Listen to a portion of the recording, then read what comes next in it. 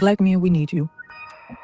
You are very present on the football field, at the football games, right? At football practice. You are very much so involved. You are coaching, you're doing all of the things. But where we need you, where your black sons, nephews, godsons, grandsons, etc., need you, it's also at the schoolhouse. Okay, I want to respond to that real briefly. Can I do something real quick?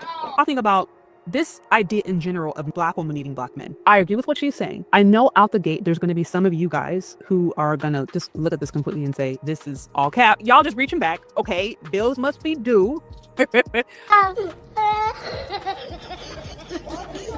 Those job losses must be hitting hard. Now you're trying to pull out this whole kumbaya, let's work together, because basically daddy government screwed y'all over. Like, I already know some of y'all are going to say that. So that's one. But for those who actually agree, you still believe in your community, you still want to be involved, you still want to see things improve, the reality is it's not just as simple as, oh, black men just walked away, now they can walk back. No, they were actually systematically pushed out. And in the area of education, for example, there are subtle ways that black men can be pushed out even of education. Dr. T. Johnson breaks this down exclusively in some of his lives, even in his book. There's this whole idea of the black male dual economy that he's talked about, where it basically describes the way in which black men are treated very differently than everyone else. A prime example might be like, oh yeah, you think black men should be able to come and, let's see, tutor or volunteer in the schools or more active. I can say, as someone who has a black husband who actually does volunteer and seek to tutor and teach STEM, science, technology, engineering, and math to black and brown kids. He has business partners who are actively interested in doing the same. I have seen with my own eyes the way they have had a lot of pushback just for trying to volunteer and help. Let it be a woman who shows up, goes and tries to tutor or get engaged or whatever, no issues. They may get the grant, they may get the funds, or they may just get open arms. But then when it's black men who are trying to get involved with the youth, with the kids, there's all the policies. You got to dot your I's, cross your T's. Maybe you're not involved here. They get funny style. They may not want you to come at certain times. So it's like there's all these extra precautions for black men trying to show up and tutor that may not exist for even black women that you're not even fully aware of. That's just an anecdotal experience of what Dr. T. Johnson would call the black male dual economy that I have seen with my own eyes. And then not to mention that STEM education is largely feminist, which is why men across the board have pulled out because they just don't really feel as represented. But that also has implications. If you have more women who are involved in some of these positions when it comes to hiring, when it comes to maybe even the curriculum that's being approved in the book, again, that's also going to play a role into, well, who actually has a say so and who is invited in. So it's not just a matter of, oh, show up at the schoolhouse. It's not that easy. And I talk about this in my book, That's Not Jermaine's Fault. If you haven't got your copy, please be sure to do so. Shameless plug.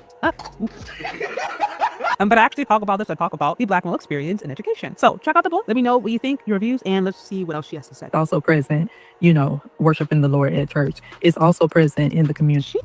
Wait a minute. He said worshiping the Lord at church.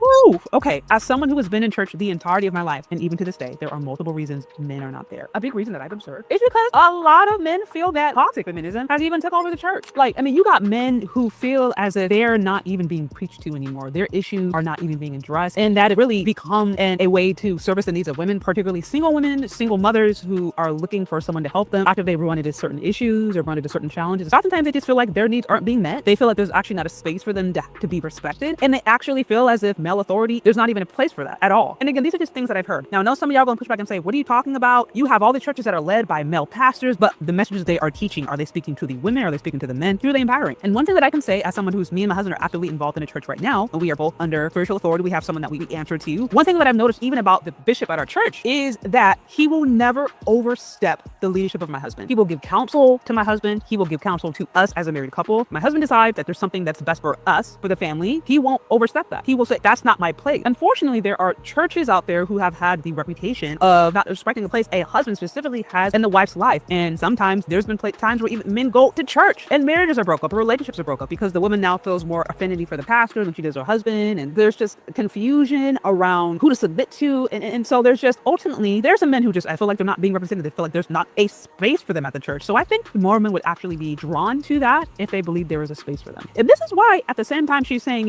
finding men at a place of worship, this is why you have Gen Zs who are starting to be pulled more into orthodoxy religion. At the same time, some black women are being, drawn to witchcraft because these men are looking for a place where men can still have an area of leadership. And this kind of current feminism that has integrated a lot of mainstream churches, not all, but many, you just have guys that feel like they can't, like true male leadership is no longer respected. It's also present at that PTA, PTO, whatever you all call it, in your state, at those meetings. They need you also to show up for the things that are super and uber important. And it's a lot of things outside of sports. oh my God, this tastes so good. You guys hit it out the park. Well, thank you. It's because it's different. It's fermented. Here's the thing, because when I was in France and I was really struggling to find food on that tour. So it's very unpopular, and I apologize if I'm stepping on some toes with this, but the same pride and priority that you put into coaching our young black men, our black and brown boys in sports, please put that same energy into being present in so many other areas. Black men, we need you. You know, it's so interesting. Cheryl, you come over here. Black fathers, that report from the CDC a few years ago showed that black fathers were actually the most involved. All fathers, they compared them to white, Hispanic, and Asian. But anyways, they compared black fathers to other races and showed that they were the most involved and some of the things that she shared. So it's interesting that this message is going out to a group of men who is actually arguably the most involved when they are present. Also, we have to remember there's caveats to this. The reality is if you do have a large population of single mothers who have kids and the dad is not there, there's many reasons for this. It's hard for men to be involved when they're just not there. I've broken this down in detail. It's not that you have the majority of black men are creating kids out of wedlock and then walking away. That's not true, because over 50% of black men in America marrying age, right, are single and childless. So the majority, I think it was like actually 54%. The majority of black men of marrying age are single and childless in America. It's obviously not that the majority of black men are doing that. What is happening is that there is a minority of men who are creating kids with multiple women. You may have one dad with 2, 3, 4 baby mamas with 8, right? I mean, it gets insane, right? And so you have a small percentage of black men who create these broken homes who can't be present. It's not just a matter of every single black man needs to show up. A lot of black men are like, I'm not showing up for a PTA meeting when I don't have a child. I'm not showing up or to join the school board when I don't have kids in school. Like, so it's not just that we need to put pressure on black men as a whole, as much as we also have to look at the men that are creating these kids and the men that these women are choosing to create these kids. The issue is a lot larger than black men just need to show up. It's not always that simple. Anyways, y'all, that's what I have about this whole topic. What do you think? Do you agree? Do you disagree? Let me know down in the comments section. Thank you so much for listening if you've gotten this far, and we'll talk later. Bye.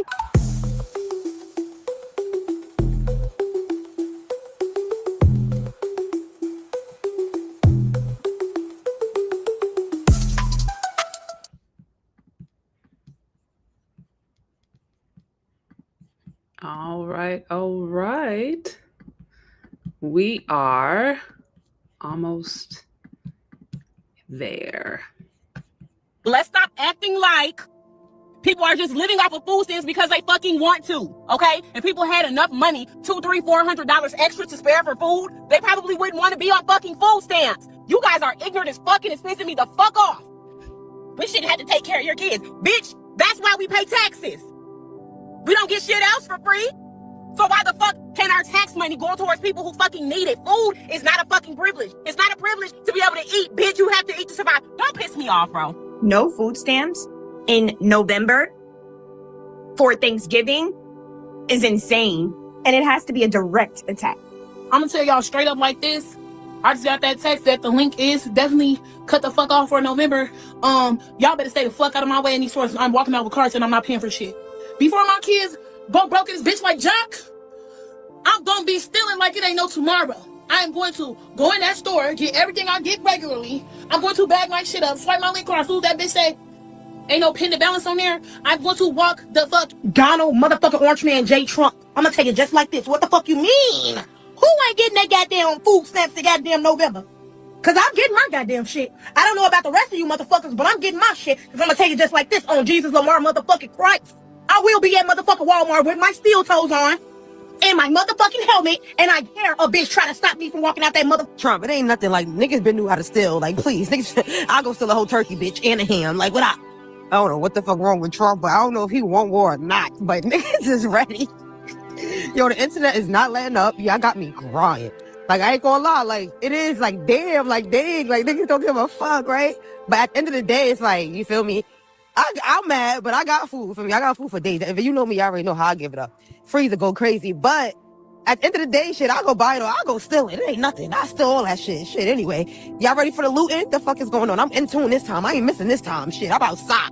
With food stamps already being taken away, a Walmart already got fucking raided. And this is not going to be the first by taking away the EBT fucking food stamps, especially right before fucking Thanksgiving, right before the fucking holidays. And if they think the American people are going to be okay with it, you think the American people are going to go starving? Yeah, you got it all the way fucked up.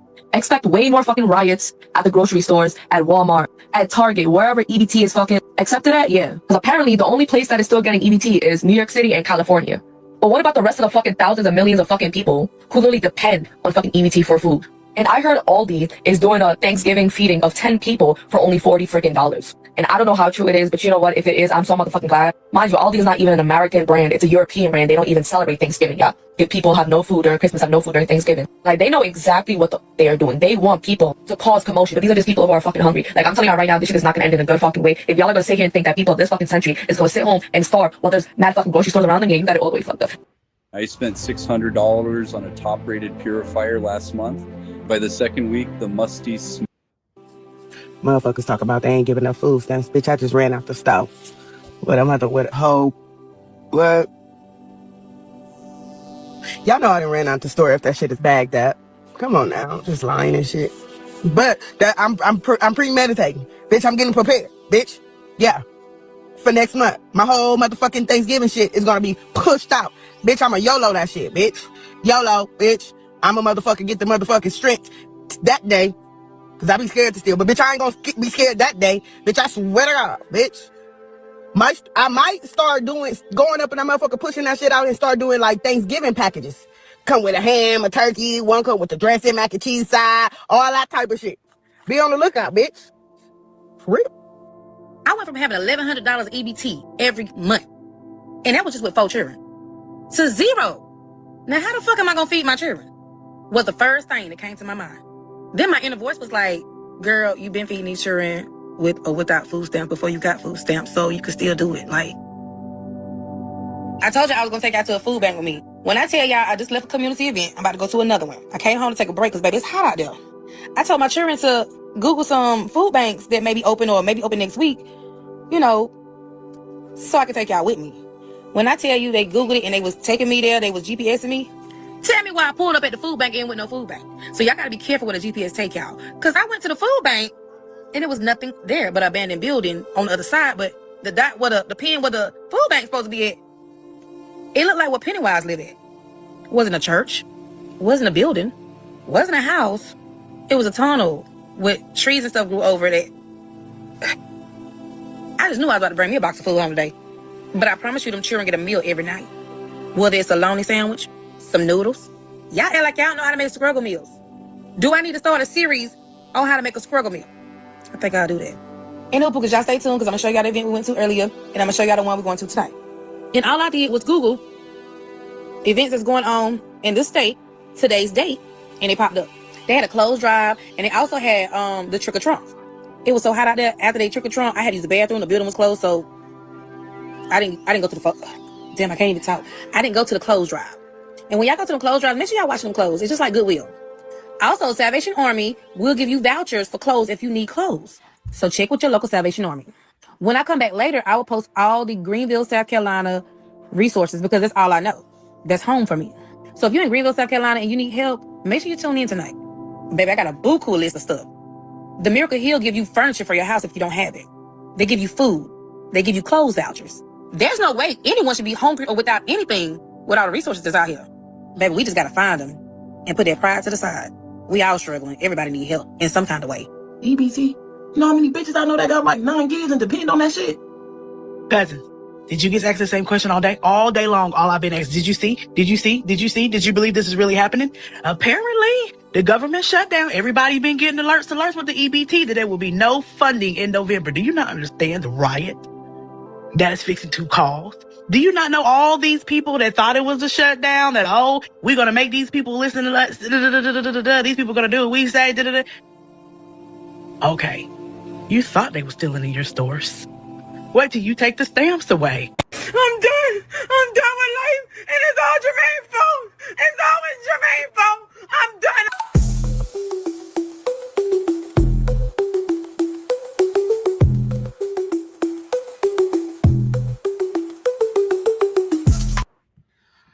All right, everybody. Happy Friday, everybody.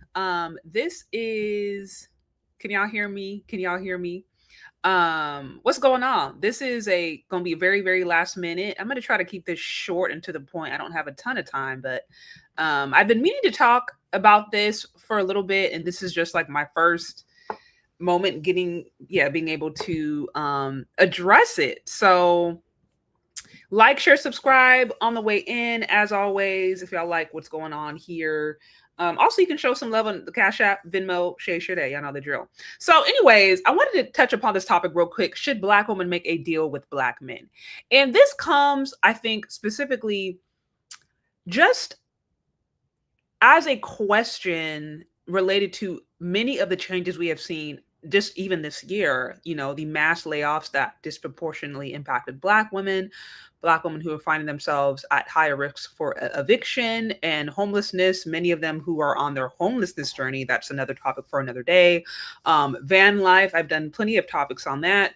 And then now, with the EBT and food stamps being shut off for the month of November, that is obviously going to impact Black women, particularly Black single mothers who tend to be the most at risk for homelessness and food insecurity, shelter insecurity, all of that. And it doesn't seem like these things are going away anytime soon, not at least under this presidency. So that begs the question whether or not Black women need to make a deal with Black men, because as the economy continues to change, as inflation rises, as prices become more and more what they are, and then not only that, you have governmental support that is being taken away moment by moment, governmental support that many Black women themselves actually depended upon in order to survive. That brings this question up. And the reason I'm saying that is because I'm sure I'm not the only one that's noticed, the resurgence of I Love You Black Men videos and different Black women talking about the importance of a community. I mean, I remember even when Kamala lost and Trump was reinstated as president, and there were many Black women who kind of went online, and I saw a mixed response, right? I saw some sadness. I saw some who were just like, we're removing ourselves from the conversation entirely. And then some who are very much like, okay, now we have to band together. We have to start building. We have to do these things. So it was this kind of resurgence of nationalism, or at least nationalism talk. So I think the reality is, as things continue, because I don't even think many of the things that they're talking about right now haven't even taken into full effect. AI is taking over many jobs, governmental shutdowns, and there's still, I'm saying there are still things that are coming in the government as far as the economy, just as far as even socially, that are going to uniquely impact women. And I think more are going to come to the realization that they simply do not have the ability to survive by themselves without governmental support, without subsidies, without these different things that they once had as safeguards. And so out of financial necessity, I see some of these questions coming up. I see some of these topics coming up. I see some of these ideas. And so that's kind of what I want to talk a little bit about today. But first off, what I wanted to show you guys a few videos that I saw that I thought really, they give a good example as to, I think, some of the sentiments that are going on today, but more specifically, I think some of the sentiments, some of the messages that I believe Black men have gotten over the years, and why I think this tension is, I don't say this question is bringing up a lot of contention.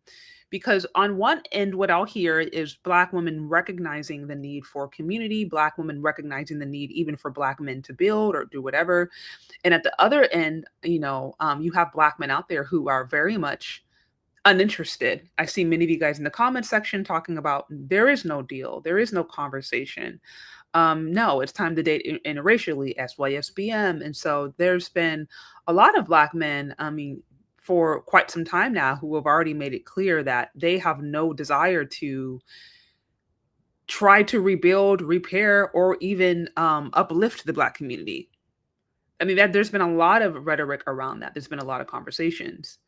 And so I wanted to show some of these videos from women, because I think these talking points, these ideas that we're about to go over, give us an idea as to why there are men out here who are looking at this and saying there is no deal. There is no deal. Okay, so I'm going to start with this one. This one is, I think, is kind of in line with like the I Love You Black Men videos I'm seeing going out today. We need you, we need you, we need you. We need your love, we need your purpose, we need your guidance, we need you to show up, we need your presence. But no, for real, on some serious stuff, like at a moment where I had to appreciate that, Black men are necessary. You all are loved, you all are needed, and you all are appreciated. Stand a black woman. All right. So, that video I'd say is a lot more in line with the I Love You Black Men videos that I've seen really gain some notoriety and popularity as of late.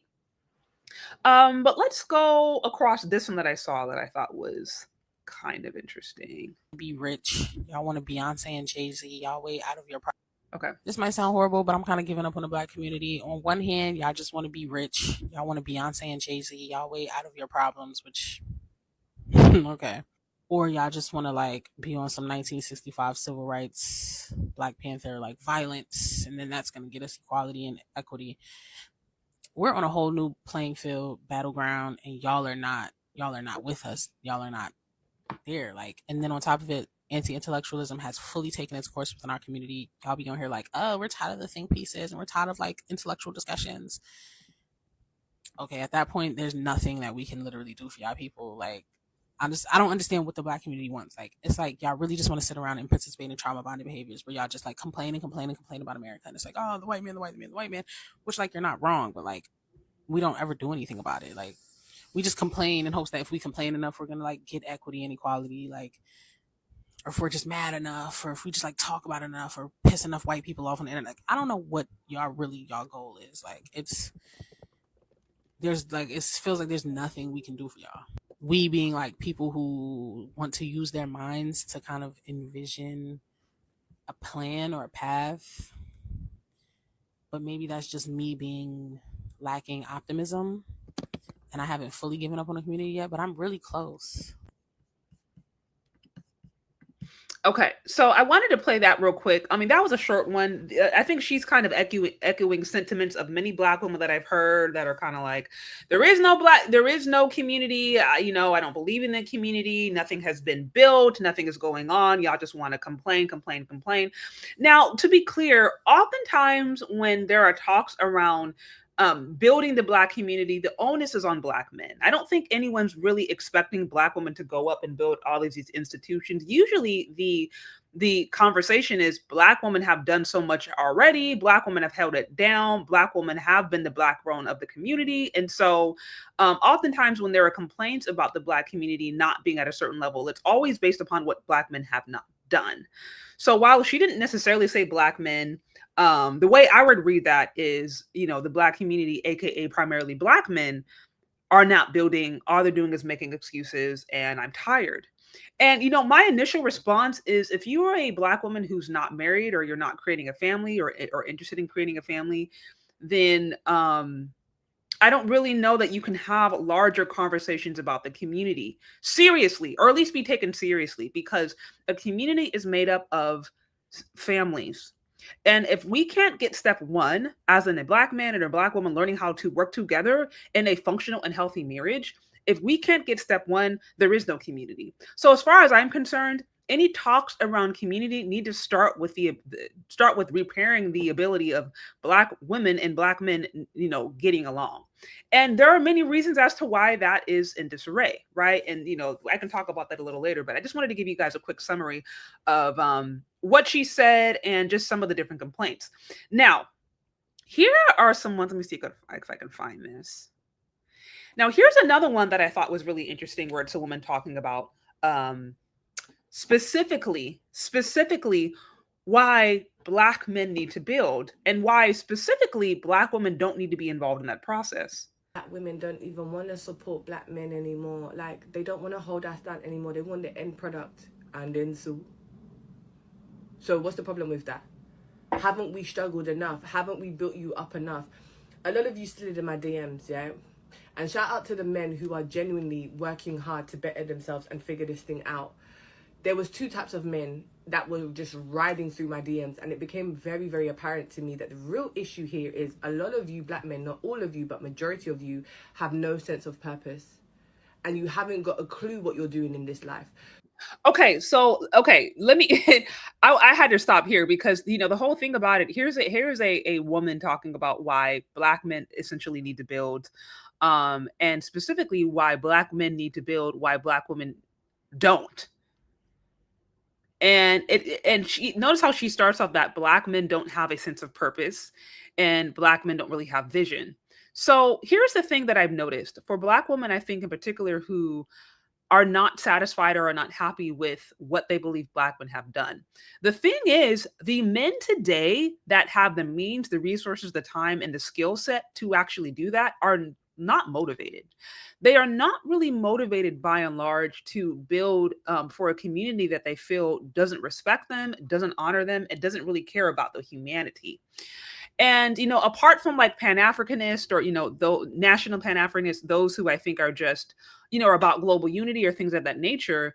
Listen, even within that space, even there are Pan-African men I know today who still are like, I'm grabbing my passports, or who still are not necessarily trying to deal with Black American women, because at the end of the day, I think there's just a lot of Black men who are just uninspired, quite frankly. They are not inspired in any way or motivated in any way to basically do the hard grunt work associated with trying to, either build, fund industries, support industries, really do all the work that's necessary to strengthen the community in the way that is needed. They're not motivated to do that for a group of women who just simply, they don't think like them and simply want their resources, their wallet, and their pocketbook. And so, you see this right here. I'm motivated to go overseas. This is exactly what I'm saying. The problem is, I think the core problem that I'm hearing with this whole, okay, are Black men building the community? Can they build the community? And is it the responsibility of Black men to save Black women, particularly in these kinds of scenarios? Again, the issue comes down to not that Black men aren't motivated, not that there aren't Black men out there who are building wealth. You mentioned this right here, you're building wealth. And it's not that there aren't Black men who have skills. There are plenty of Black men who have the skills necessary, skilled tradesmen, the skills necessary to literally and physically, theoretically, spiritually, and like I said, practically build. They are there. The biggest challenge is that there is just largely a lack of desire and inspiration to do so. That's really what it comes down to from what I have seen. And this is why, even in this live chat, I'm seeing some of your comments, and even in previous videos where I've talked about this subject, I see men oftentimes explicitly say no, or their rebuttal is, well, what are you bringing to the table? The rebuttal is, okay, well, build for what? Like, are you going to respect me? Like, what deal are we making? And so, gone are the days, I think, where you just shame somebody with your mama Black, or you need to do this because you have dark skin, you have Black skin. Like those kinds of shaming tactics, I don't really feel like are working anymore, because we see what's going on. We see what's going on. So this whole like, I'm motivated to go overseas is a sentiment that many men are having. And I think as women, if there's even the smallest desire to want to see a Black community be built, or to see something cohesive between Black men or Black women, I think it's going to come down to first there being a sense of respect, and quite frankly, a sense of acknowledgement as to why there might be many qualified men who are actually hesitant to do so. And already, we're just a few seconds into her video, and we see the blatant disregard in my opinion, the blatant disdain she has for Black male feeling and for just any value that they brought to the community. And I'm like, it's those kinds of ideas and sentiments that literally have Black men walking away. And some ladies are they don't even know, like they're completely unaware that their misandrous point of views are literally the things that are driving these men farther and farther and farther away.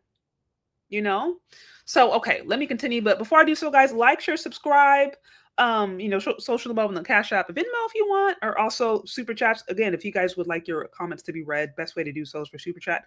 Or also if you just want to show support what's going on here. Okay, let's continue. Okay. Sorry. Okay. So me now coming to talk about marriage and the value of marriage has completely gone over your head because you haven't even started this race. You don't even know what you're doing. So coming to talk about marriage is the least of your problems.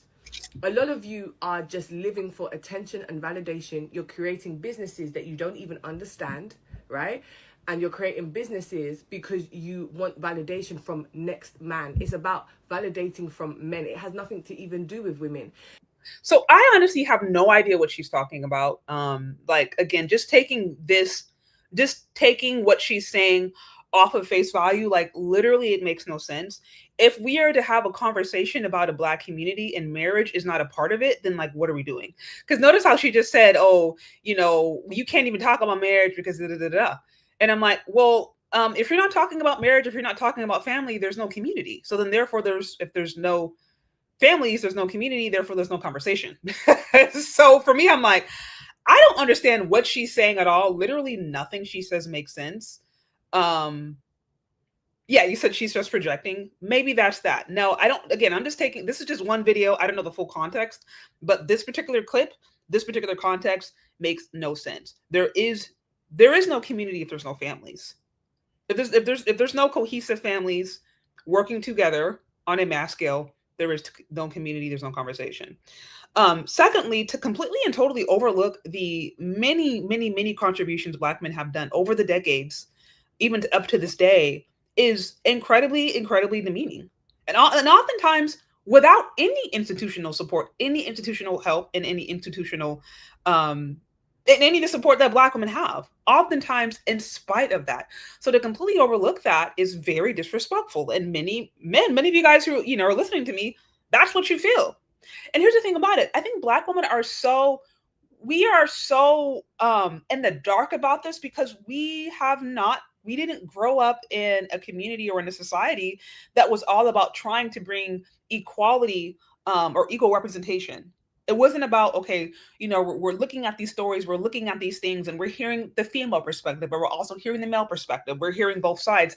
That was never, ever, ever a part of it. We all grew up under feminist programming. We all grew up under the assumption that men in general, and Black men in particular, are not leveling up, and they've never leveled up, and they never will. That's the base default setting that all women in the West have had, right?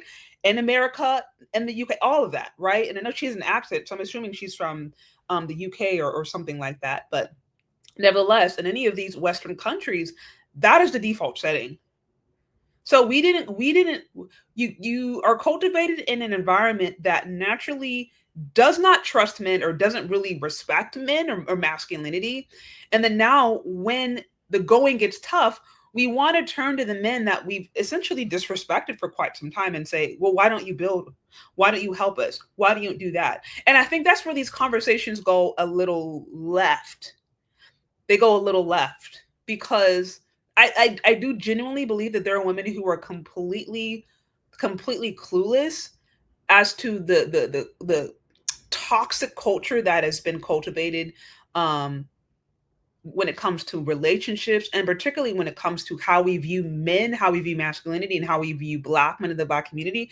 They're completely clueless as to what that has meant over the last few decades. And I think this video is an example of it. She's here saying all these disparaging things about Black men, making all these assumptions. Many of them, if not all of them, are actually completely, I feel like, debunked when you just look at like stats, when you actually look at, you know, who's leading in industries, what Black men have done, all of that. But let's continue. And then you want Black women, but Black women specifically, to come in and save you while you're in a state of chaos. Here's another thing. Can y'all tell me in the comment section a time that there's ever been Black men going around saying that Black women need to save them? I do not understand this idea that Black women are out here, you know, muling and like saving Black men. And like, I don't understand where this idea comes from. I have never once in my entire life seen a Black man in any capacity online, in real life, in media, go online and say, I need a Black woman to save me. I don't see Black male podcasters. I don't see Black male, you know, thought leaders saying, we need Black women to save us. Can you guys please tell me examples of, like, where is this happening? Where are these ideas coming from? Because I hear this a lot, like Black women saying that Black men want to save them. And I'm like, what does that even mean? Like, can you explain to me practically what that means? Are you saying Black men are saying that you need to step up and start paying all the bills? Are you saying Black men need you to go in the prison systems and try to advocate for those who are falsely, you know, behind bars? Are like what exactly are you claiming Black men are asking you to do? Because I've never once heard Black men of any social political background say, oh, we need Black women to save us. I don't hear that. I don't. Okay, so you're saying, Shay, it's the men they deal with. Okay, so if we're talking about Pookie, then there's nothing else that needs to be said. Because I'm like, no Black man that I've ever talked to in my life has ever asked. Like, men don't, like, from what I understand, men who are men are not looking for women to save them. Like, that's not even a conversation. They don't even think they have the capacity to do so. Even if they felt like they needed help, they don't even believe that women would have the capacity to help them in the way that they needed, not as a man. So I'm like, what is this idea that I hear that Black women think Black men are asking them to save them? I'm like, huh, what are y'all talking about? What is going on? But what y'all said, and if she's referring to Pookie, if she's referring to who the person behind bars, that is okay. That now okay. The D boys, I mean, who got behind bars, those who got behind bars because they was doing crazy stuff. That's a whole different conversation.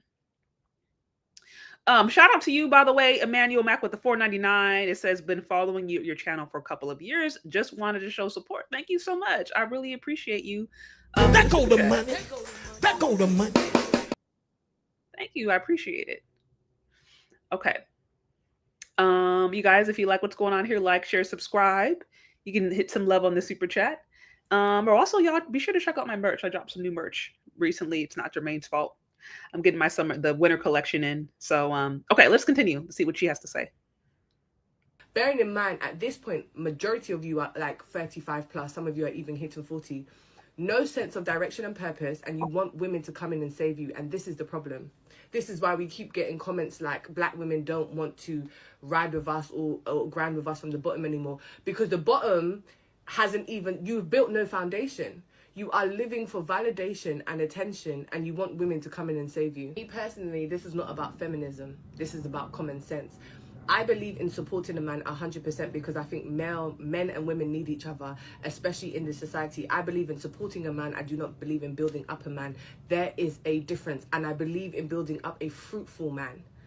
You support a fruitful man. A lot of you are not fruitful and not resourceful, and you have no sense of direction, and you are looking for women to come and save you like your mothers did.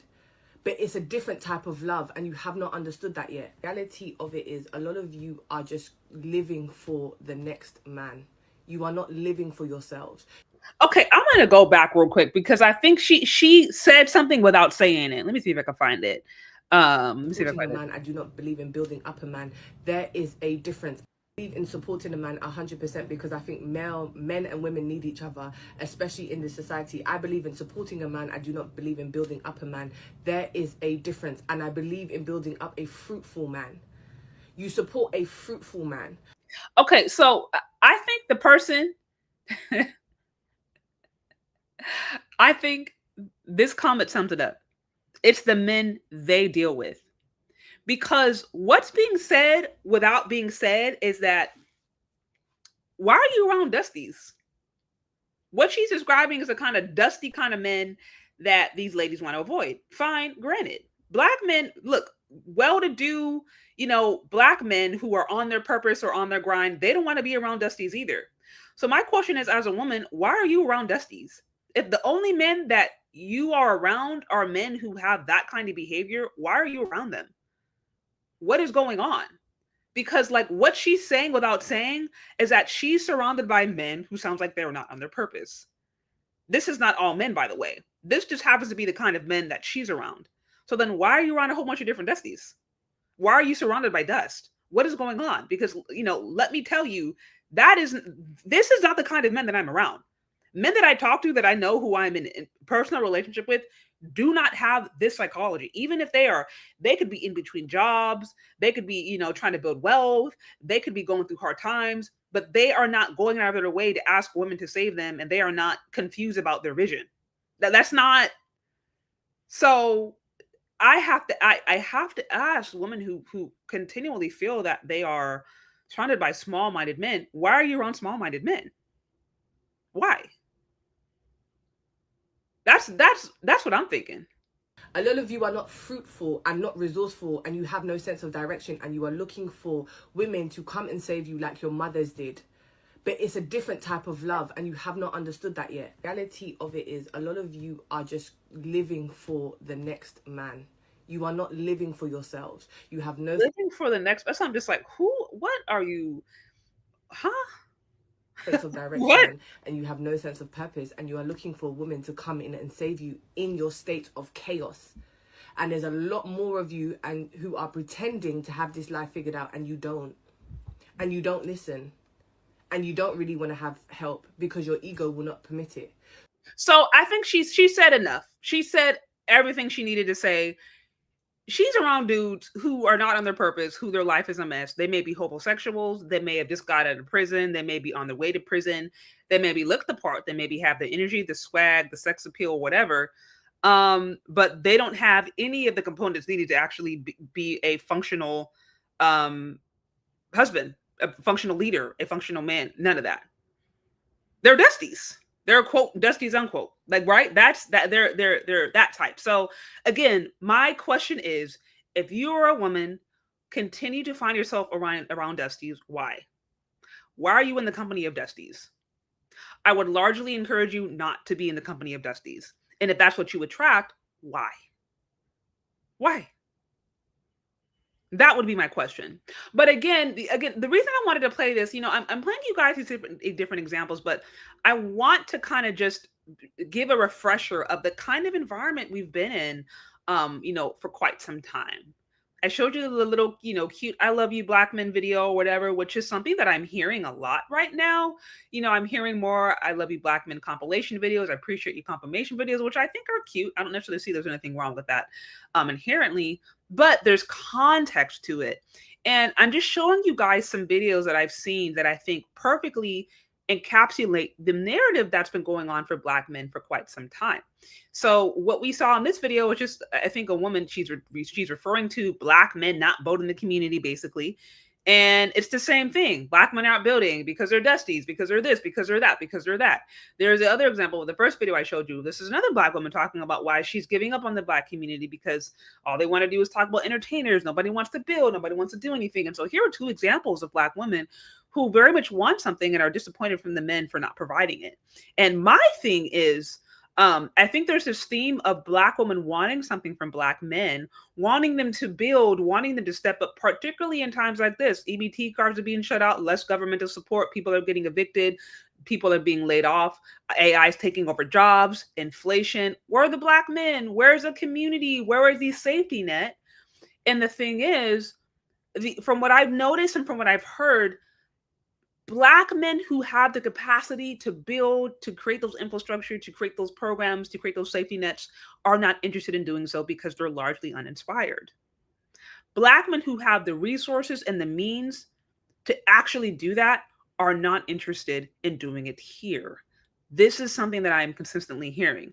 Now, there are a few here who might be doing stuff on the local level within their own family or whatever. But I'm saying by and large, even those who are maybe even more internationally minded, who have a more Pan-African mindset or who have a more, mindset of wanting to build Black unity, even they are looking at the mindsets that are coming out of these spaces and saying, I don't want to build for that. I don't want to save that. That is not, because it's uninspiring and because in many ways it is disrespectful. Okay. All right, so let's continue.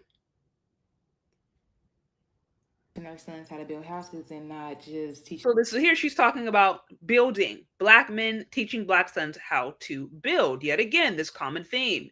And why build? Why do black men need to build? Because this needs to happen so that women basically have a safe place. They have a safety net. They have something to help them, particularly in times like this when there's many who are in need. When I tell black men they should be teaching their sons how to build houses and not just teaching them sports, they say, why aren't women doing it? And men, y'all were created so much bigger than us for a reason, geniuses. That's why your wingspans, your hands, your back, your legs, everything is so much bigger because certain stuff women weren't supposed to be doing. Okay? Don't get mad at me because you was born a man. Go build the house and teach your son how to build the houses. If you don't want to learn how to build a house, then learn how to get on your knees. Because you're going to be on them for the rest of your life for somebody. Okay, so that was a quick video. Y'all said septum ring theory, but I want you guys to notice the underlying theme of like disrespect and subtle disdain and disregard that I'm hearing in the tone of many of these ladies, even ladies who want Black men to be involved, they want them to build, they want them to do something, they are requiring or desiring something from Black men. But I want you guys to kind of notice the subtle digs, right? Some of them are subtle, some of them are blatant, but notice this kind of like this disapproving tone, this minimizing tone here, right? Like the shaming tone. Here she's saying, oh, well, of course you need to build. You're men. That's what men do. And if you don't build, you're going to be on your knees. You're going to be servants. You're going to be. So, this isn't necessarily coming from like a place of affirming the value or affirming the intrinsic value of masculinity as much as it is, duh, you're supposed to do this. You're a man. And if you don't do this, then you're not a man. And these are the kinds of themes, messages that I see. These are the sentiments that I see, even when it comes to this conversation of building. And I think it does, if anything, it does more to expose why so many men, or why many men feel encouraged to either walk away or completely disengage, at least in the Western dating market, because they feel like they just keep on running into women who want things from them but don't respect them. They want things from them, but don't actually respect their masculinity. They don't respect like men at all. They just see men as like a means to an end. They see men as, you're supposed to do this, but it's not necessarily like, okay, you do these things and there's going to be respect. It's like, okay, you do this. This was your duty. And if you don't do your duty, then we're going to shame you for it. And this is like a tone that I've picked up with some of these different videos, some of these different topics that are around building. And listen, these conversations are more relevant than ever because, as I mentioned before, as these safety nets continue to be pulled more and more from Americans, but this is going to disproportionately impact Black women, Black single women in particular, those who have kids. These issues are becoming more important. Who's going to be able to help the single mother with multiple kids? She can't rely upon EBT. She can't rely upon Section 8. She can't rely upon any of these governmental programs to help keep her afloat. Who is she supposed to rely upon? Who is she supposed to turn to? What's going to be her safety net? What's going to be her safeguard? Many of women are in that situation or are going to find themselves in that situation. Listen, there are even single Black women today who don't have kids, right? Who don't have those different responsibilities, but are still trying to figure out how to get on their feet. Who's going to help them? Who's going to give them guidance and direction? They lost their job. AI is taking over their industry. All these different things. Who are these women to turn to? What's the community to keep them afloat? What's the community to protect them? What's the community? And so they're asking these things because they are feeling these tensions. But the issue is the community that they came from is in very much disrepair. There's dissension. There's some disdain between Black men and Black women.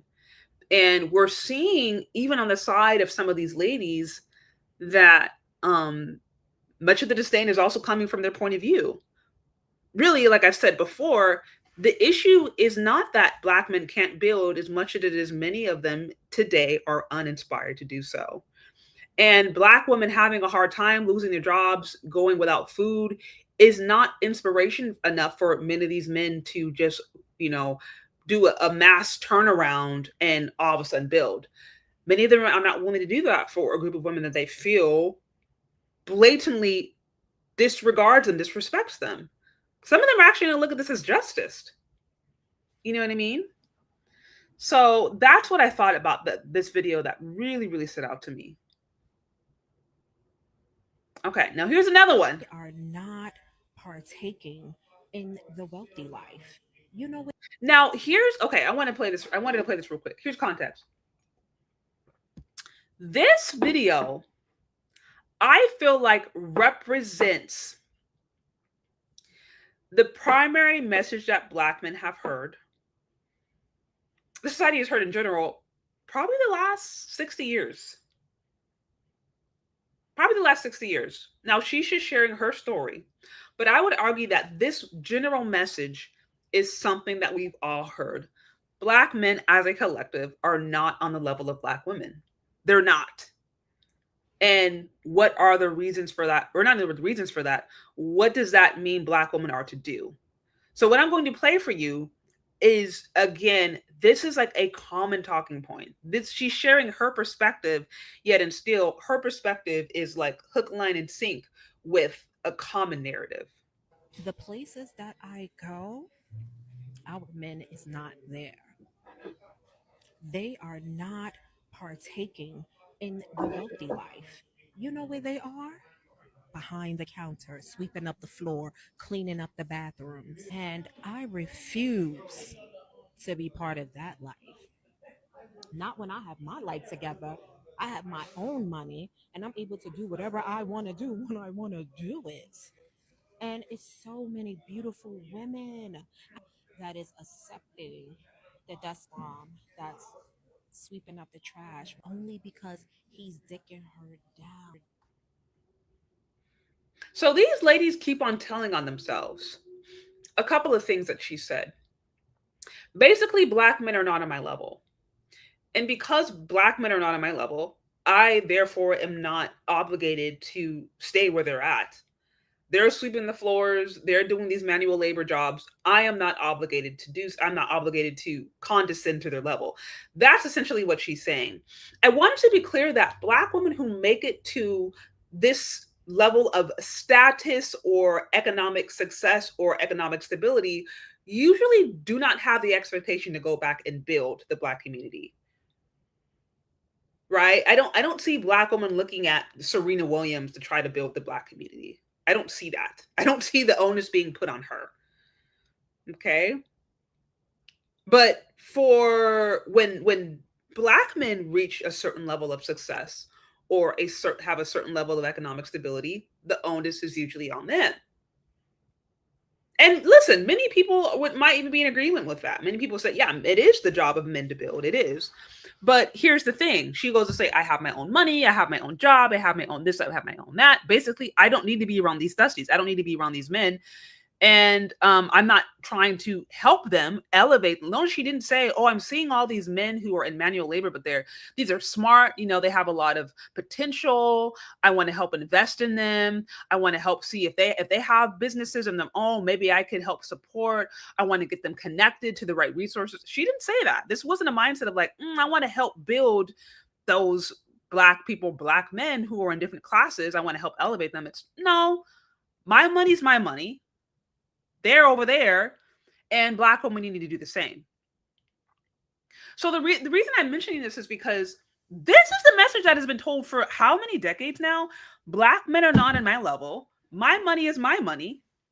And when I get to a certain place, I'm going to stay there. I'm not going to condescend. I'm not going to help. And if Black men aren't there, then sayonara, who cares? But at the same time, fast forward, now EBT cards and all that stuff, benefits are being cut. Food stamps are going to be cut for the month of November. And unfortunately, you have women from the same community who are saying, well, where are the Black men? Where are they at? Like, where's the Black community? Where is the Black community? Y'all need to build. You need to teach your sons how to build houses. You need to get a vision, a plan. You need to be able to build businesses and different infrastructure and systems that are going to help safeguard us. You need to have vision, purpose.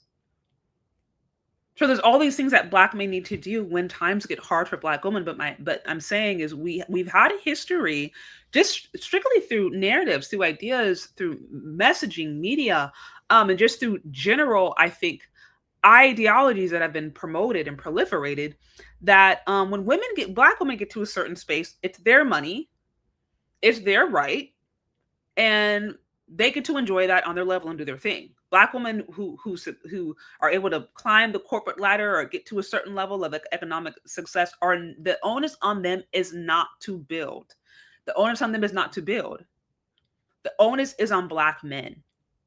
What I am trying to say is that many Black men are not interested in building for a group of women that they are largely inspired by.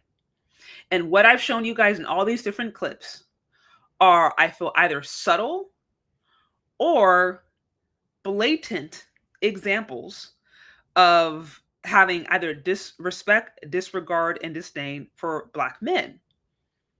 And I'm saying this because many of you guys have said this explicitly. Many of you guys have said, I'm not building for a group of women who do not respect me. I'm not building for a group of women who don't like me. I'm not building for a group of women who don't like Black men. I'm not doing that. And the thing is, if there's been no attempt made at all to try to repair anything, to try to strengthen relationships, or to even try to create or promote a more uplifting image of Black love, of Black women, of Black men, if there's been no attempt to do that for decades, if there's been decades upon decades upon decades of feminist, messaging without pushback, there's been decades upon decades upon decades of anti-Black misandry without pushback, right? Without any of that stuff. Ladies haven't really had anything to say by and large. It can't just be all of a sudden when Black women as a community need help, then Black men are just supposed to just come out of the woodworks and be their saviors, or just build things, build structures and systems that are going to help take care of the women that many believe don't respect them. And as I mentioned, at its core, there is no Black community without a functioning Black family. If you are a Black woman who are deeply, deeply, deeply concerned about the Black community or need the Black community to help you, then you have to look no further than your immediate relationships. Are you in a marriage? Or are you in a close relationship with, your parents, your father, if you're still very young? Who's your immediate community? Because it's starting there. Like, some of us want to go from like 0 to 100. We want to go to 0 to 100, and we've not even done step 1. If you don't even know how to be in a functional, healthy relationship with the opposite sex, then you can't expect the opposite sex all of a sudden to go and build you Wakanda. If you can't even know how to like respect them on a basic level, engage in healthy conversation and discourse, understand how they work, understand who they are, respect their vision. If you can't do that, then we cannot expect Wakanda to just all of a sudden be here and then be mad when Black men aren't willing to do it. Okay, so that's really what I'm noticing. And I saw this post. I thought it was so funny. But it was so telling. This is Dr. Chisan Johnson, right? And here it says, the reachbacks have begun from one of the 60-plus-year-old. This is a 60-plus-year-old man. This is a boomer. This is a 60-plus-year-old man. I mean, the boomers are the ones that have the majority of the wealth that's concentrated in the boomer, Black boomers, by the way. Black wealth is disproportionately in the Black boomer generation. Yet and still, you have Black boomer women who are on some reachback stuff because they're economically struggling. This one says, I had 2 old girlfriends going back 20 to 25 years, track me down, sniffling around to see if I might still be interested. Looking for a place to live and get some perks. It's getting real out there. How many of y'all here have gotten the hey big head text messages? How many of y'all here, I'm curious, are like experiencing the reachback? How often is this happening? Is this every month? Is this every week? Is this from time to time? Is it every few days? How many of y'all are experiencing the reachback, if any? I'm really curious about this.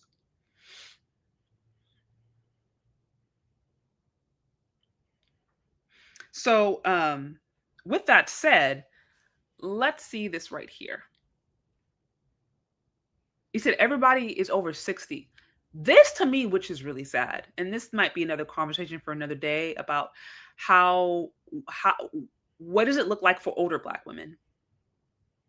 What does it look like for older Black women because many of the ladies that I showed you guys here previously in this video, they were younger, right? They're not in retirement age or anything like that. So they're still young enough to maybe make changes or whatever. But when you start getting into your 60s, You're retirement age. You are retirement age. So what is it like retirement age when you are left to, hey, big head text messages just to try to get bills paid? You're looking for someone to help you find a place to stay. That is a very sad place to be. And I'm not saying this because I'm happy about this or I think this is funny. I actually think this is very sad. But I'm explaining this to you because I'm like, this is how desperate it's getting. You have boomers. I mean, this could be somebody's grandmother, literally, who's sending, hey, big head text messages because she doesn't have a place to stay. Now, his response, I don't even want to see them. I'd rather live off of the memories. This little text message exchange, I think, is a perfect real life anecdotal example of what is going on today. I think this is one of the best one of the best examples. You have a 6-year-old man, he's chilling, he's probably at peace, he's enjoying his peace. You know, maybe he's had relationships, maybe he's had his marriages or whatever, and he's at peace by himself. You know, because first of all, men are not consumers like women. Men generally require less to live off of, and they generally require less to be very comfortable. They tend not to spend as much money. If they don't have a woman in their life, they're saving even more. So this is likely a black man he's comfortable. He's fine. He's doing okay. You have a peer of his who is not, because by and large, we're looking at trends, not not the exceptions, but we're looking at trends. Black women, women in general are more, they're consumers. Women in general tend to consume. They tend not to save as much. They're more in debt. Black women in particular, higher rates of debt, higher rates of credit card debt for college, all those different things. They don't make as much money as Black men. They don't do that.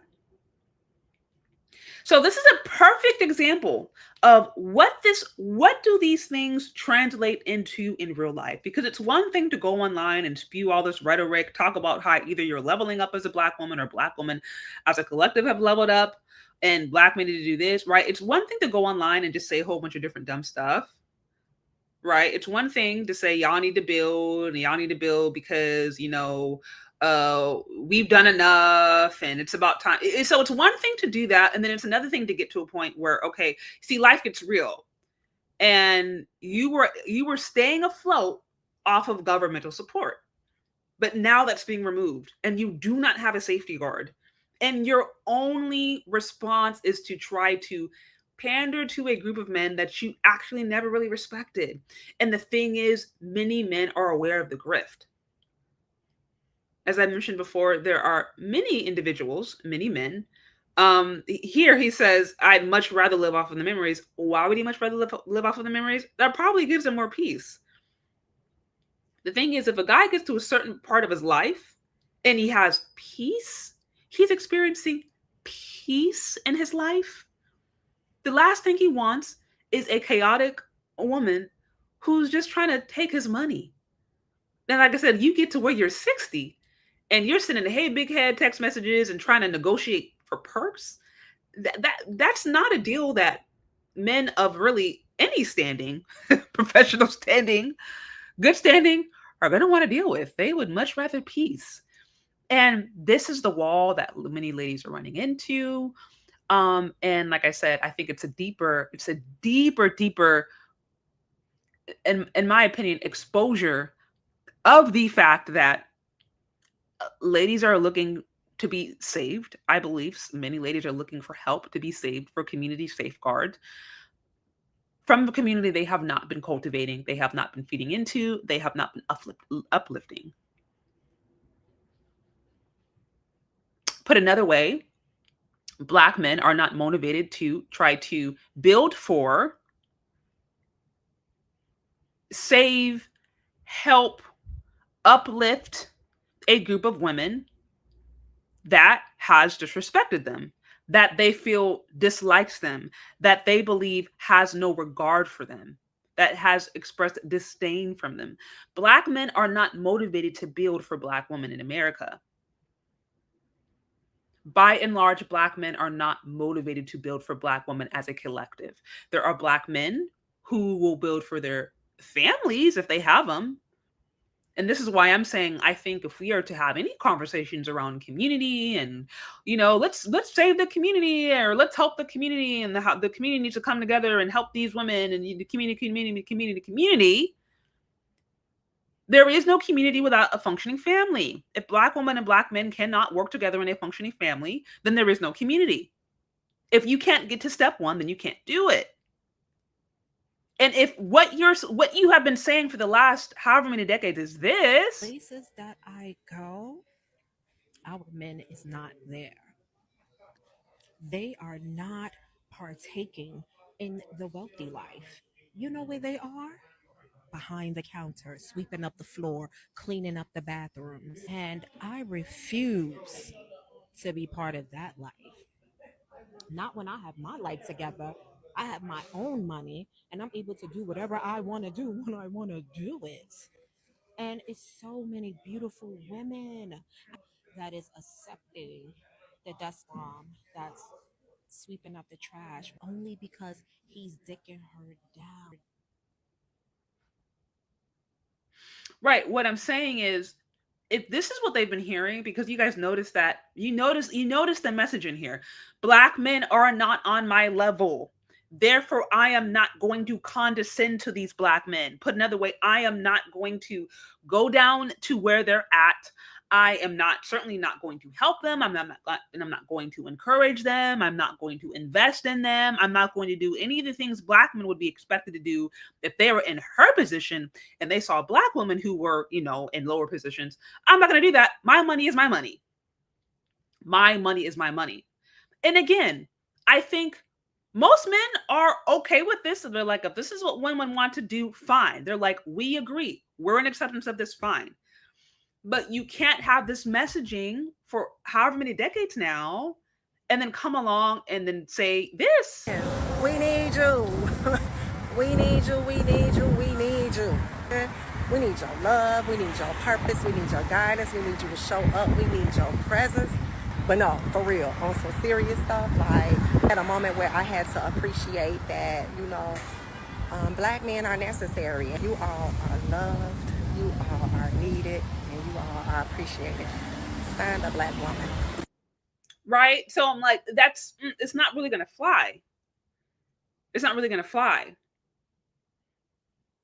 And so that, I think, at the core of this topic of, are Black men, are they here to save Black women? Are Black women willing to make a deal with Black men? However you want to put it. I would argue that Black men are not going out of their way to build for a community or for a group of women they think has no respect for them, has no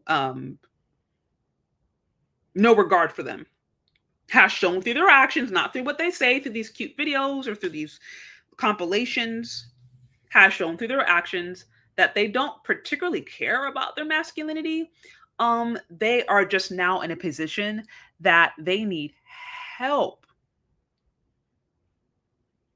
They need help. They need help. And in a place of desperation, they're going back to the men that they had in the past that they thought may be able to do so. But there are many guys who are now, they're hip to the game. They know what's going on. You hear it says they have utter contempt for Black. Yeah, there are absolutely women that have utter contempt for Black. I cannot deny that. That is absolutely true. And it's sad. And I think this is exactly why we're having this conversation. Because I'm like, you can't have utter contempt for Black men. And then 5 minutes later, once you figured out there's no one else to help you, there's not a system to help you, there's not any, those safeguards are being removed, expect those same Black men to now be your safety net. Especially if there hasn't been any repentance or any acknowledgement. Here's the thing. I actually believe if there are women who were just like, you know what, I actually recognize that there's been a lot of mistakes that Black women have made. I recognize the anti-Black misandry. I recognize the actions. I recognize the, how do I put it?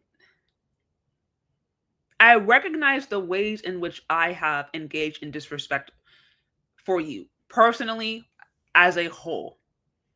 Like, I feel like if there were enough Black women, I think, who are at least willing to at least accept that, then you might even have men who might be willing to come to the table and at least discuss. I'm not saying that they would do anything. I'm not saying that they would be, super trusting. But I think if there is an acknowledgement, they're like, hey, there is some disrepair here, and here's why. I think there might be more men who would be like, okay, well, let's at least hear what they have to say. It might at least be willing to be in a conversation. But from what I'm sensing and from what I've heard, particularly from men, is if there's an unwillingness to even want to hear where they're coming from and to acknowledge the ways in which Black women themselves have actually collaborated against Black men, because it has happened. It has happened. I think we can all be in acceptance that just like there have been Black men who've been, quote, raccoons, unquote, who have done things that go against the Black community and that are anti-Black and that are very much, we are all very comfortable with that. I mean, I hear Black men to this day calling out other Black men for being self-hating, for being raccooning, for hating their community. We're comfortable doing that with Black men. It's not as comfortable to do that with Black women. It's not as comfortable to look and say, hey, this is incredibly racist, that what you just did as a Black woman, or this is promoting racism. I will say, you are winking at racism. You are promoting white supremacy. It's like, it's harder for, it's not something that we're used to doing for Black women, but it happens. It happens in the same way. And misandry, I believe, is passed down. Misandry is oftentimes taught. It's the little side remark, like, oh, well, you know how men are. You know how they can be. Right? It's the little side remarks. It's the little side gigs. It's the little ways that you undermine. It's little ways that you prepare your daughters to be abused or misused or whatever. You prepare your daughters to have to, it's just those little things. Right? So that's what I just wanted to share, you guys. Like I said, I didn't have I didn't have too much time here, but I tend to feel that we're going to see more of this. I think we're going to see more of this, because I don't even think that we're at the height of the economic collapse that some women are going to be experiencing. And I don't want to wish doom and gloom, but this is like, they are going for like a total reset. They absolutely are. And the ones who are going to be the most impacted are going to be those who are at the bottom of the social and economic sector, what happens to be oftentimes Black women, particularly Black single mothers. They are likely to be the most impacted. They're likely to be the most impacted. And I think, I think a step in the right direction for any Black woman who is interested in being engaged in any community that can be like a safeguard, is to actually learn how to get along with a Black man in your real life. You can't expect the global protection of the global corporate larger community if you don't know how to receive and give and exist in a simple relationship with a Black man. Like, the community is going to start there. It's going to start there, literally. And that is, I think we're going to see more of this. And the thing about it is, this stuff, I don't like when I see things like, the meltdowns, when I see these kinds of different things, acting like people are just living off of food stamps because they fucking want to, okay? If people had enough money, $200, $300, $400 extra to spare for food, they probably wouldn't want to be on fucking food stamps. You guys are ignorant as fucking. It's pissing me the fuck off. We shouldn't have to take care of your kids. Bitch, that's why we pay taxes. We don't get shit else for free. So why the fuck can our tax money go towards people who fucking need it? Food is not a fucking privilege. It's not a privilege to be able to eat, bitch. You have to eat to survive. Don't piss me off, bro. So I see that stuff, and I actually think it's sad. Like, I don't look at this stuff and I'm like, ha, kiki. Now, I know some of you guys are. I know some of you guys are like, this is payback. You guys need to actually experience what it means to be responsible for your actions. You need to experience what it means to have no disregard or to not think that men are necessary. So I know some of you guys may be looking at this differently. I don't see this and get any joy from it, but I also recognize that this reaction, I think, is an incredibly raw and real example of how many ladies are feeling. And so to me, what is fascinating is how quickly we go from this. Places that I go, our men is not there. They are not partaking in the wealthy life. You know where they are? Behind the counter, sweeping up the floor, cleaning up the bathrooms. And I refuse to be part of that life. Not when I have my life together. I have my own money and I'm able to do whatever I want to do when I want to do it.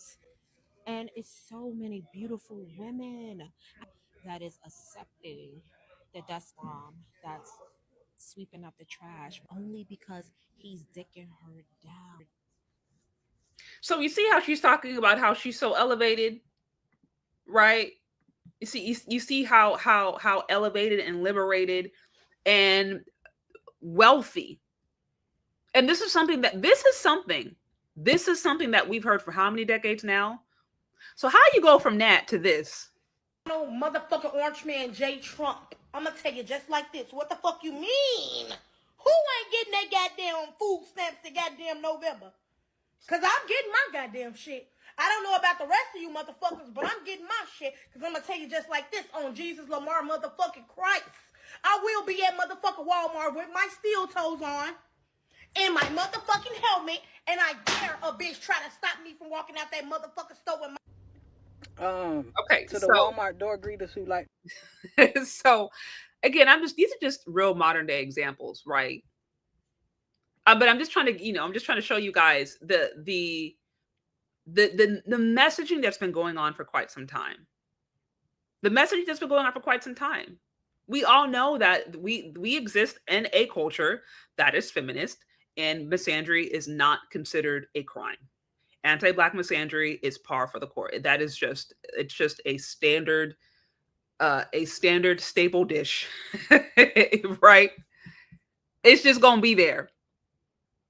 And what I'm saying is, because we exist in that culture, because that's been going on for a very long time, because that is quite prevalent in Black culture, and because even in examples where Black women are able to reach a level of success, such as the one that I showed you earlier, where they're able to maintain a level of economic success, these same women will look down on Black men and say, they're not on my level. My money is my money. It's not my money, it's our money, or my money is the community's money. It's not that. It's my money is my money. Even if these ladies are in relationships, they will still say my money is my money. There is no expectation that these Black women are supposed to build for Black men or the Black community. None. No expectation. But now, when the economy changes, governmental support is being pulled out. There are no longer these programs, these starters, these things that are giving Black women access to programs, or even putting them in positions they're putting them in positions. Those things are being pulled from under them. Those governmental supports are being removed as we speak. There are women who are facing food insecurity. It's completely changing the dynamic. Now, these same ladies who said Black men are not on my level, or who come from that group, they are very much wanting to benefit from the safety net of a community that they have not built up. And here is the thing. A community is something that has to be poured into. It doesn't just like automatically exist because you're Black or because you are of a particular culture. It's usually something that is cultivated. There's cultural norms, there's expectations, there's traditions, right? There's all these things. Usually when there are strong, healthy marriages and families and children and multi-generational exchange, then those things kind of have a way of progressing naturally. But because we do not exist in a culture that promotes marriage, and I would argue that Black American culture as a whole is very anti-marriage and anti-family, then that community has not been cultivated. So because that community has not been cultivated, and when I say community, I mean a community that means Black men and Black women. I'm not talking about this Black female only community, because I would argue that particularly post-feminism, anytime I hear Black women talking about community, it's almost always focusing on Black women. No, I'm talking about a community that is including everyone, that is honoring everyone in their place, is honoring and respecting masculinity and femininity. Because it hasn't been cultivated, it's not just like automatically there because now governmental safeguards are being pulled out. And what I'm trying to articulate again is that the Black men who have the means, the resources, the talent, the wisdom, the education, the drive, the vision to build are oftentimes not inspired to build here. They are not inspired to build for a group of women that they do not believe respects them. And, I'd heard someone say this earlier. It's like, okay, so if you're trying to make a peace treaty, if you're trying to make a deal, you have to bring something. You have to bring something to the table. There has to bring something of value that you would bring that would incite the other person to want to make a deal with you. What are you bringing? If all you're bringing is disrespect and, shaming tactics that you haven't done it fast enough or soon enough, if all you're bringing is kids from different dads or debt, that's not really a good deal at all. Okay. Okay, so let me say right here. It says, Shay, as a member of the Passport Gang, we just network and build abroad. Why build in a country and risk being sabotaged by entities that are determined to stifle our upward mobility? I completely agree. I completely understand where you're coming from. I do think having more of a global international mindset is very comfortable, particularly today as the economy in general is more globalized. And there's a reason you see like billionaires doing that. Like the top of the top of the top, they are not like hardcore, I think, nationalists as much as they are classist. They are trying to spread their seed. They're trying to spread their businesses all across seas. And they're putting it in the places where they're going to be the most likely to do well. So I completely understand where you're coming from. And if you do have that, if you have a more global mindset, then you are not limited by the woman in your block, right? I mean, the competition dramatically increases. So that's a very, very, very real thing. Shout out to you. That go the money. That go the money. Okay, so here it says, saw a TikTok live stream. The topic was, what are Black men going to do for Black women who lost SNAP benefits? That's insane. Please send me that video if you can. You can email me. I don't know if you're on my Discord, but if you're not, you should be on my Discord. You can share it on my Discord. I have people there share me content all the time to react to. So you can do that there, or yeah, I guess you can DM me as well. But Discord, I think, is the best. But I'd be curious if you have that. Please share. And thank you so much for the support. I appreciate you. This one here says, modern era. Black men are investing in women that get a return on investment. Petrodollar ending. Government rates programs will not return. Young Black men are a predominantly non-democratic group of men. Thank you very much. Thank you guys both for the support. That go the money. That go the money. Something else that I've noticed, and I just have to say in general, as I see these programs, DEI was being, pulled away, and then, EBT SNAP is going away, and, shutting down grants and different scholarships and things. And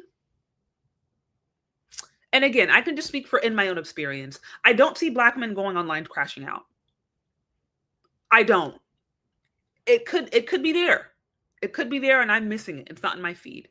I don't see Black men going online crashing out over racism, over these programs being removed, over even the Voting Rights Act. Well, I'm sure there's some people who are like, they're like, okay, this sucks. But like, I don't really actively feel like I see Black men going out of their way to complain about racism like that. Outside of these maybe fringe groups here and there who are talking about reparations a lot or whatever. Outside of that, that's not a way that I see Black men respond. I think black men, and again, I'm just speaking from what I've observed because I understand I'm a woman, so I can't pretend to understand the black male experience. But from what I've observed and from what I've heard from what some of you guys, because there's such an acceptance at a very young age that you're a black man and no one is coming to save you, no one's coming to help you, and no one is coming to make it easier for you. Therefore, you have no expectation that that's going to happen. So it means literally nothing for you if programs are cut. It means literally nothing for you if there are no programs. It means literally nothing for you if scholarships are no longer available, if there's no grants, if there's no funds, because you learned by the time you were like 8 that no one is coming to help you or save you. Like, and again, this is just what I have observed. You guys can let me know if I'm wrong. The reason I'm saying that is because I think I've actually heard some black men say that they love what's going on because now it's giving black people a opportunity to be more independent, to be more self-reliant, to no longer have to depend upon white men or the white government structures or these different white systems, that black people finally have the opportunity to do for self.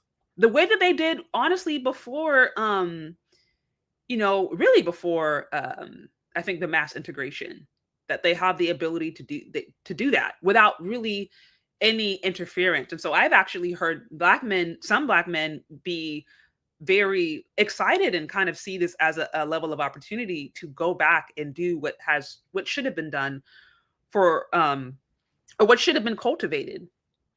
Right. But what I'm saying is I don't really hear black men going online crashing out and talking about racism and, oh my gosh, there's a resurgence of racism. Oh my, I'm so surprised. They're like, we've known this since we were 2. If you like, black men have this realization by the time they can say their ABCs. They're not surprised and they're not expecting anyone to save them. And as a result, I think they were a lot less moved by these changes that are coming into the country. And that's also why I think I also say for women, particularly in this time who feel maybe concerned or scared or a little in fear, should be in a healthy relationship or community with black men, because this is where I think the leadership, the inherent leadership that black men bring is actually like life or death. It can get towards literally life or death.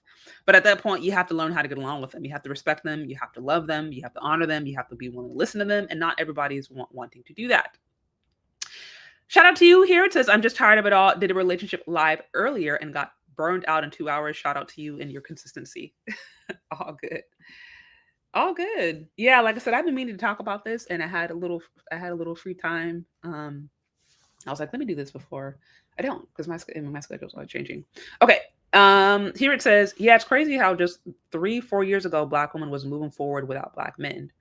Now that daddy government is flipping the mattress and they're falling on their heads, now it's where are the black, right, that part. And y'all ain't forgotten. Y'all have not forgotten. There are many of you guys here who are like, we didn't forget. We didn't forget what y'all was doing, what y'all was saying. Listen, what y'all was just saying last year when y'all thought Kamala had a chance. We didn't forget. You know what I mean? So, yeah. So some of y'all are like, I need y'all to say that, hold that energy.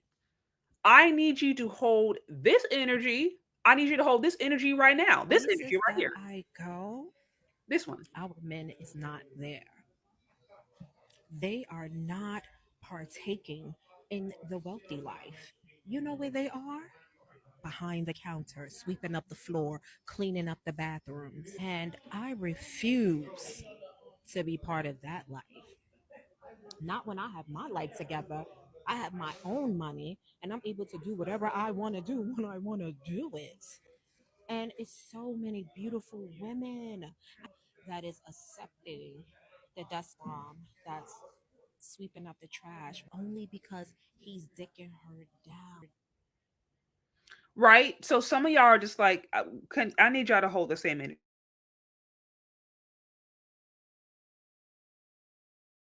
You're elevated. You're in the wealthy life. You're in spaces and places where black men are not. That's completely fine. Hold the same energy when the governmental support gets pulled from you. And again, these are things that I'm hearing. So this is what I wanted to talk about. I wish I could say that this is just a momentary thing, that this was just, by next month, there's going to be changes, or I don't know, like that this was just going to go away. But you know, I think the inevitable reality is that if things just continues the way they are, you're going to see more Black women, unfortunately, hit even more, have more meltdowns. You're going to start to see it becoming harder and harder and harder, particularly for Black women, to just survive, just on basic things. There was a time when, as an American, you could the idea of food insecurity, I think, by and large, just seemed like something you would only see like in a third world country. But now it's becoming more and more of a reality that will hit and could hit your typical American walking down the street. I mean, you're talking no food stamps at all for a whole month. There are people who literally they depend. They're not getting food if they don't have food stamps. What are they going to do? And it's not looking like it's going to get easier. It's not like they're replacing programs for other programs that are going to help. No, they're getting rid of this stuff. They're saying bye. They're saying you need to figure it out as prices are getting more expensive, as homes, as the mortgages and loans, all these things. And the people who are the most at risk are oftentimes women, single women, particularly with kids, are the most at risk, something that disproportionately impacts Black women. So it's getting real. Kevin Samuels talked about this years ago when he was trying to encourage women to have a little bit more humility and to make a deal with men in their level. And I've said this before, I'll say this again. I think a lot of people misunderstood Kevin Samuels because, he was getting all these virality over all these clicks, average at best, all these other things where they were saying that he's misogynist and he hated his mama and he hated women and he was gay. He didn't like people. They were just saying all these disparaging things about his character that I don't think, granted, I never met him, but I don't think were a reflection. And what they didn't want to talk about or address was the fact that he, again, was addressing women who essentially said that 90% of men they did that were beneath them, that 90% of men were not on their level. He was addressing women who wanted the top 10% of men. He was addressing women who basically said, most dudes that I meet in my entire life will never qualify for me. He was addressing women who thought that they were top tier. So if you say that you are the likes of Anoki I, right? If you're basically saying, oh, I should be able to pull the men that Anoki I can. Okay, or a Taylor Swift, right? Or whatever. Just think of your celebrity or Sydney Sweeney, I know, for the white community.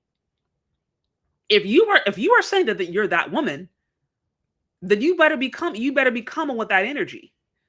Right. And so I'm mentioning that because Kevin Samuels was trying to warn ladies just years ago before he passed away. They were calling him misogynist. They were calling him mean. They were saying that he was gay. They were saying that he hated Black people, that he hated Black women, that he did it. They were saying all these different things. While at the same time, many of them were refusing to acknowledge the fact that they were themselves coming in with Miss Sandra's point of views by saying that most men, that a good 90% of men were not on their level. If you're saying he got to be at least 6 foot tall and he has to have at least 6 figures, but not at low 6 figures, it got to be mid or high 6 figures, and he prefer he have a house, and he prefer he have this and that. You're already saying that the majority of men that you meet in your real life don't qualify for you. You're already going for the top percentage of men. And so I'm saying that because it's like he was trying to have these women, particularly average women, because you had women coming from, Alabama, Kentucky, you had people from the Midwest, Indianapolis. And again, not that there's nothing wrong with any of these areas by and large. But you have many of these women who were they were coming maybe from country backgrounds. Maybe they had farm backgrounds. They were coming from the hood. They were not coming from these elite backgrounds, they weren't living in, Beverly Hills 90210, right? Or they weren't coming from, the Silicon Valley or like these areas where they're known for wealth. Atherton. That wasn't them. Okay. You're coming from the swamps of Florida, talking about you wanted a multimillionaire. So he was trying to encourage women to make a deal with men on their level. He was trying to say, you need to make a deal with the men on your level. These women were saying, basically, you're misogynist for telling me that I can't have this particular person. And then now we are fast forward. And what those kinds of conversations showed was that many of those women are now going back to the same community that they didn't cultivate, looking, asking, or needing legitimate help. Legitimate help. And they're going to have a hard time doing so unless or until they are willing to acknowledge the misandry, the disrespect, and some of the behaviors that have gone on for decades now that many men actually feel completely put off by. That's what needs to be addressed. Here it says Black women need to reconcile differences with their fathers, uncles, brothers, and sons, whether the father is present or not, and lastly, themselves.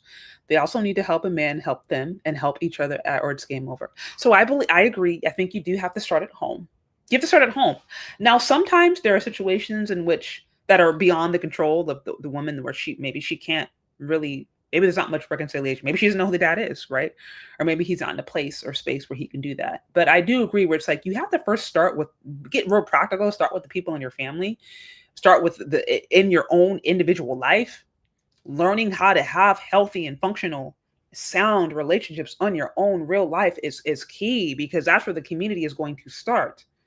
And then, of course, if there's enough examples of that over and over and over and over again, that actually starts to make up a community where people can actually function and organize. But like I said, if you can't function and organize on a basic level of like a man and woman working together to raise their kids, they're not spending half their time child, custody battles, and mama's trying to keep, the child from the daddy, or daddy's doing this, or just, all the drama. Like you can't even be functional in the most basic things. Then there is no Wakanda to save you. Wakanda is not there to save you when the EBT snap card is pulled away. It's not there. You're going to have to cultivate that. You have to actually be willing to sow into that. And shaming men either ain't going to help. Right? And some of y'all saying get the bear to save Black. I didn't even know what that was until somebody told me. I was like, what? Do you mean to tell me there was a silly, he said, save what? I heard there was like some skit or something where it was like, would you rather be with a bear or a man? And they're like, oh, they'd rather choose the bear. I think it was like, I never heard it, but I never seen it, but I heard it was like some skit, and they were basically having, they were having like women compare whether or not they would rather be in the woods with a bear or a man. And I'm like, y'all are crazy. All y'all crazy. I'm sorry. To me, that's absolutely no way.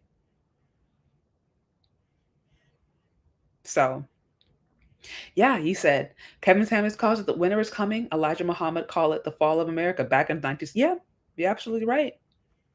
A lot of people have been talking about this before it actually happened. So to a certain extent, if you were aware, then you wouldn't be surprised. But I think some ladies are. That's why I like to have these conversations. And I think it's good from our perspective as women as well to kind of talk through these things, because I think there are legitimately ladies who are unaware. There's no understanding at all that they could be misandrous, that they could be in certain ways instigating the problem. They could be keeping themselves from relationships, from spaces and places that may actually help them, that may actually be a safeguard, be a safety net for when they need it. Right? So anyways, guys, so that's what I have. I didn't want to spend too much time on this. I actually went a little longer than I intended to, but I think these conversations are necessary, and I think we're going to have more examples of this. I hate to say that, but I think we're going to see more crash outs. I think we're going to see more of this. Nothing like people are just living off of food stamps because they fucking want to. Okay? If people had enough money, $200, $300, $400 extra to spare for food, they probably wouldn't want to be on fucking food stamps. You guys are ignorant as fucking. It's pissing me the fuck off. We shouldn't have to take care of your kids. Bitch, that's why we pay taxes. We don't get shit else for free. So why the fuck can our tax money go towards people who fucking need it? Food is not a fucking privilege. It's not a privilege to be able to eat, bitch. You have to eat to survive. Don't piss me off, bro. So, right, when you have comments like, please choose the bear and let me enjoy my peace. Right? Those comments, please choose the bear and let me enjoy my peace. So when you have those kinds of crash outs. Sound horrible, but I'm kind of giving up on the. Oops, sorry. You have those kinds of crash outs. you have ladies come with that kind of energy. And so when you see these kind of text messages, a lot of men are like, I'm not interested. I am not interested. Absolutely no way. I don't want none of these. I don't want none of your perks. I do not want any. I want none of your perks. None of your perks. Okay? Because your perks come with yelling and screaming and attitude. Absolutely no way. That's what some of y'all are thinking. Some of y'all thinking, I would much rather my peace. I would much, you choose the bear. I'm going to choose my peace. This is what I'm saying. The men who have the capacity, the ability, the vision, the resources, many of them are just uninspired. They're not interested. I think that's kind of a tough pill to swallow, but it needs to be swallowed if there's to be any truth. You can't build anything if there's not at least an acknowledgement of truth, right?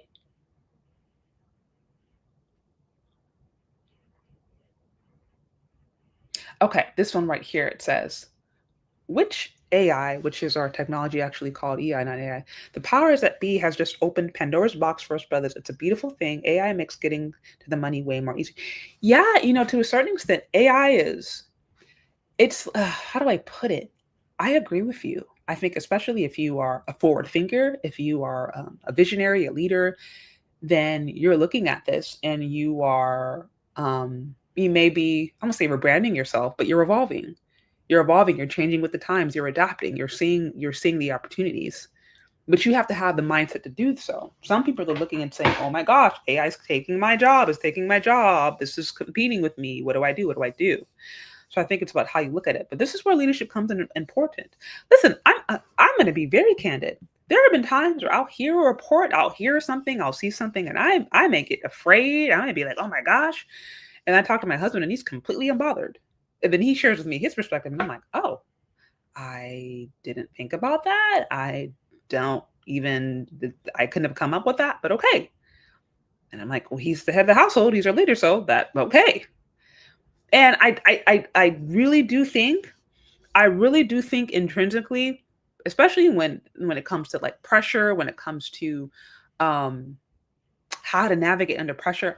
Not to say that there aren't women who can do that, but I think as far as leadership, I think men can be really great with those things. That's what they are. They've pretty much been doing since forever until this whatever weird bottom construct we have here, The ability to move and navigate under pressure, to lead, to go upstream, to build industries. I mean, men are the one who build societies. I don't think nobody is debating that. Men are the ones who build societies, and men are the ones who are expected to build societies. And we see how important they are when society starts to falter. AI takes away the need for expertise. I think, yes. So I agree, and I agree, but I'll also add for this. I think AI, it may make certain things easier. For example, if I want to write a quick email, bam. But AI slop is a real thing. AI, there's things where you can make music using AI, but it's not the same as with a skilled musician. So I wouldn't say that it takes away the need for expertise, but I would say that it definitely can make things, it can facilitate ease, and it can make things a little bit easier that are otherwise more arduous. But listen, like I play the piano. I've been playing the piano for years. I could go on and create like a little AI piano thing, but that's not necessarily the same as like if I'm like doing scales or if I'm doing there's just certain things that I feel like it can't ever completely replace, but it can enhance or it can make things easier. That's just my opinion. Yeah, I heard that about AI. Amazon is choosing. Yeah, I've heard that that's kind of been something that they're trying to engage. They're trying to engage in that. So, anyways, guys, I appreciate you guys. It's getting a little. It's getting a little late. I won't say late. It's actually not late, but it's starting to get into the evening, or we're technically in the evening time now. So, wanted to hop off. I wanted to do this before it got too late. Oh, that's great. Yeah. Both of my parents are both like music professionals. So being able to have music gifts was like a rite of passage in my family. Also, my sister is a musician too, professional musician. I play her sometimes. But I'm going on a tangent. All right, guys, I really appreciate you. If you guys are just hopping on now, you can go and catch the replay. I will likely have more. We probably will have to continue this conversation as it evolves, because it is going to evolve. I mean, unless something dramatically changes in the government and the way things are going, unless the trend dramatically shifts, if it continues going down the way it is, then we're going to see more crash outs. We're going to see more women looking for the community safeguard. We're going to see more women having these questions, and they're going to need to be addressed. So anyways, I appreciate you guys. Be sure to like, share, subscribe on the way out. If you haven't already, be sure to grab your copy of Jermaine Did It Too. If you guys are not sure what that is about, I posted it on my community tab. It is just inspired by recent events. More to come on that. But, you know, I think in light of many of the challenges that the Black community is seeing today around who's doing what, and particularly accountability. Around accountability, what I find is that a lot of these lessons are lessons that you would learn really, really early on. So Jermaine Did It Too, right? It's the whole concept is about a little young Black girl named Christina, who anytime she does something wrong, blames it on Jermaine. And I'm sure you guys are all pretty familiar with this. I had that shirt, It's Not Jermaine's Fault. I had that book, It's Not Jermaine's Fault. Also, if you haven't gotten it already, but it's this whole idea of why is it every time, or it's kind of touching on this idea that frustrations that many of you guys feel that anytime Black women are being called out on something, or there's an issue that they need to address, they will shift the blame to Black men, right? So it's kind of, we're kind of teasing out that idea. We're teasing that as idea of the importance of accountability, and Christina goes on a journey to learn the importance of accountability at a young age. What I found is that when you learn these things young, then it's easier for you to implement it and use it when you become an adult. And so while this is a kid's book, I definitely think it's something that adults themselves could also enjoy. So be sure to grab your pre-order. It is on sale right now until the book drops. Jermaine Did It Too. It is a continuation of It Is Not Jermaine's Fault. This book talks about anti-Black misandry, or more specifically, the experience that Black boys have in education going all the way back to like preschool and what that looks like. I was able to get some really good feedback on Dr. Tiason Johnson on these themes. And so I'm really confident that you guys will be able to enjoy it, or especially for if you have any young Black boys or even girls, these are concepts that I think need to be taught to them really, really early on, so they can have the tools, they can have the understanding and the skill set necessary to navigate. Anyway, so be sure to grab your coffee, and thank you guys for hanging out with me. I know this is super last minute. I haven't been live in a bit, but I wanted to do this while I had a little bit of time. And be sure to enjoy the rest of your guys' evening. I'm in the East Coast, so I still have the evening ahead of me. I know some of you guys are in the West Coast, or not West Coast.